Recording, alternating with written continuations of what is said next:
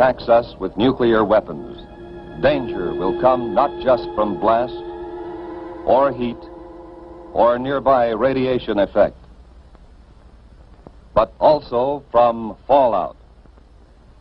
Fallout, which may occur miles and miles away from the blast. You need to know about fallout, what it is, how to detect it, and what to do to protect yourself against it. Everybody needs to know. Yes, this does mean you. Watch and listen. One day, these facts may save your life. What is this fallout, anyhow? Just bits of radioactive fall out of the mushroom cloud of the nuclear explosion and settle on the ground. These bits of matter can be dangerous. You're exposed to some radiation every day, from cosmic rays or other natural sources of radiation. These exposures are too small to hurt you. But when a wartime nuclear explosion occurs, a serious fallout follows. Thousands of tons of atomized earth, building materials, rocks, and gases may be thrown into the air. And the mushroom cloud containing them sometimes moves as high as 100,000 feet, nearly 20 miles up. Some of the radioactive particles spill out near the explosion site. Others may be carried for 10, 50, 100 miles or more. But how will you know if there is fallout? You can't hear, smell, taste, or see the radiation. But you yourself can detect the fallout particles that produce it. The easiest time to do this, without special instruments, is when the fallout is settling through the air.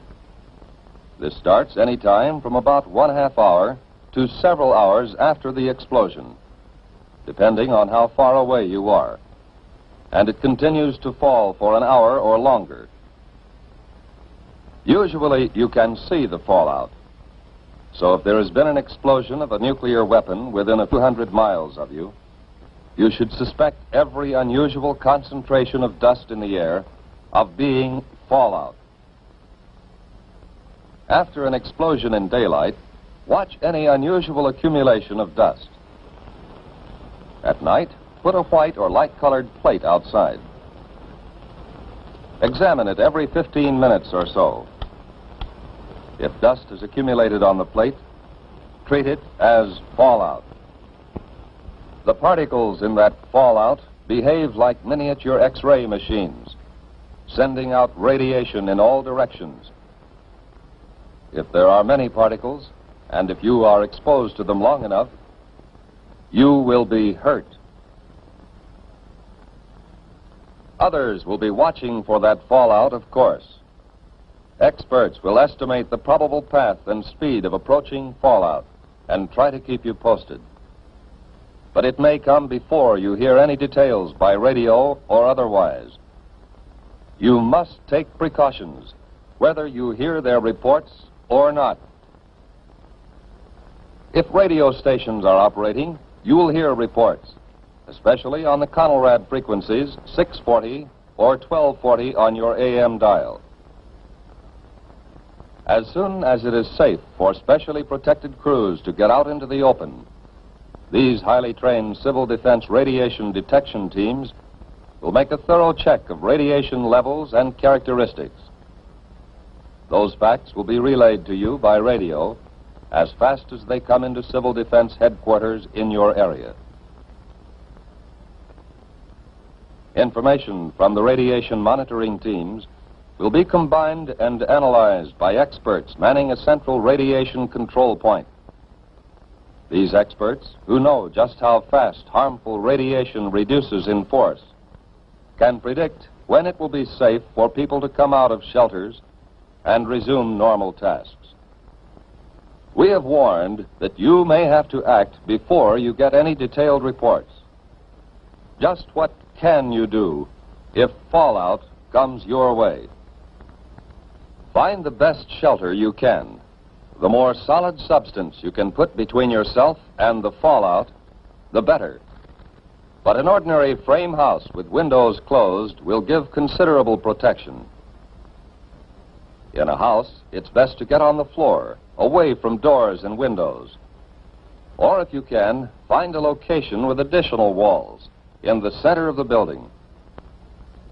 A basement is even better if the house has one. Large buildings, such as apartment or office buildings, give good protection. The thick, heavy masonry of their walls and floors makes it hard for radiation to get through. Basements, inside rooms, or corridors on the lower floors are safest. The basement of any house or building will become a good improvised shelter if you block the windows with sandbags and place other sandbags on the floor above the shelter area. If you don't have sandbags, thick, solid layers of books, magazines or newspapers, or even a series of file cabinets standing close to each other can cut the radiation danger. In some parts of the country, there are storm cellars or outside vegetable storage cellars. They may be used as shelters from fallout. If you plan to use such a cellar, or your basement, or any other shelter, stock it with food and supplies. To equip and supply your shelter area, you need some of the same things you might take on a vacation camping trip. First, sleeping equipment to fit your shelter area. Folding cots, or sleeping bags and blankets. Then, food and water. There should be at least a 2-week supply. You'll want plenty of fruit juices and lots of your family's favorite canned foods. The drinking water supply should be rotated often to be sure it's fresh. And don't forget such basic needs as sugar, salt, pepper, and other seasoning that your family ordinarily uses. Now, some equipment. A radio is very important. It should be a battery portable with spare batteries. A transistorized radio is best, as the batteries last longer. Next, you need light in the form of flashlights and a battery-operated lantern. Then, a good first aid kit. Now, plates, cups, silverware. A can opener and a bottle opener are important. Add to these things enough closed containers to take care of garbage and human waste. Especially if there will be children in the shelter, include some books and magazines, paper and pencils, maybe 1 or 2 small, simple games. The best protection of all is the special shelter built according to specifications of your local civil defense organization. This has an air filter to allow ventilation, but keep dust out. And it has at least 3 feet of earth over it. It would be a good idea to go right now to your local civil defense office to secure plans for the type of shelter you want, and then to get busy on construction. Plans are simple, using standard materials. So maybe you can do the job yourself. But all this special shelter talk won't help very much if you are caught way out on the open road. If that happens, keep driving until you see a building, which may be a house or barn, church or school. Drive as close to the building as you can. Then get yourself and your family out of the car and take cover in the building. If you live on a farm and have sufficient warning, get your animals under cover and give them enough food and water to last several days. And if you can, cover any piles of hay or harvested crops that may be outside. If the explosion has been some miles away, you will have time to fill tubs and other containers with water before fallout arrives. All locations where outside dust does not penetrate will be safe storage points for water. Whatever kind of shelter you find, settle down and make the best of it. If there are others with you, Help them by being as calm as you can, and don't be discouraged. You can go out for very brief periods if you are well covered and keep the dust off your skin. Wear heavy boots or shoes and pants tucked in or tied around the bottom to keep dust out. If any dust gets on you, brush it off promptly. And when you have a chance, wash it off. That dust can burn your skin.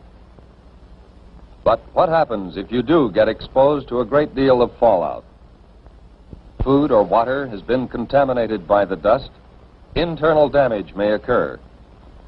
When dust has been left on skin, there will be skin burns. When you have been near dust too long, there may be radiation sickness. Exposure can even cause death. If you have had considerable exposure, you will vomit and grow weak. But after a few hours, this sensation will pass, and by the next day, you may have had the last of it. Even if you have been exposed to excessive fallout, you may eat and drink just as you normally would. But don't force yourself. Whether you have had these symptoms or not, if civil defense radio announcements have said that radiation has been high in your section, keep an eye on your condition for the next few days. Watch especially for these developments in the 2 weeks following exposure. Return of nausea, sore throat, bruise spots developing without any known reason, loss of hair. These conditions, or nosebleed, or diarrhea, should be reported to a doctor or to the nearest first aid station set up under civil defense plans. Unless civil defense teams have warned that your area is still dangerously radioactive, you can get out and work to help yourself and help others. Although fallout can be deadly, your chances of avoiding damage from it are much better if you follow the directions we have given you. During an alert, keep your portable radio tuned to the Conelrad radio frequencies, 640 and 1240 on the AM dial, for the latest reports and advice. Right now, today, before there is an alert, take time to learn the Civil Defense 5 steps to safety. Learn warning signals and what they mean. Learn your community plan for emergency action. Learn protection from radioactive fallout. Learn first aid and home emergency preparedness steps. And learn how to use Conelrad, 640 or 1240 on the AM dial for official directions.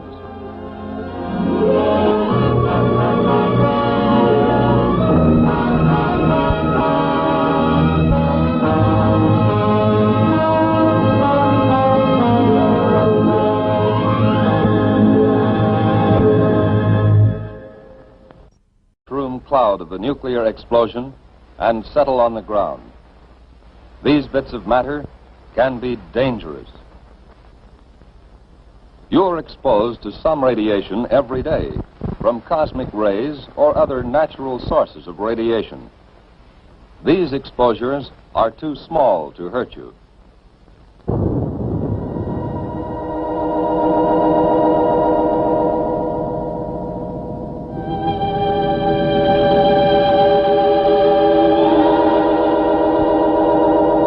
Attacks us with nuclear weapons, danger will come not just from blast or heat or nearby. Everybody needs to know. Yes, this does mean you. Watch and listen. One day, these facts may save your life. What is this fallout, anyhow? Just bits of radioactive fallout of the mush radiation effect, but also from fallout. Fallout which may occur miles and miles away from the blast. You need to know about fallout, what it is, how to detect it, and what to do to protect yourself against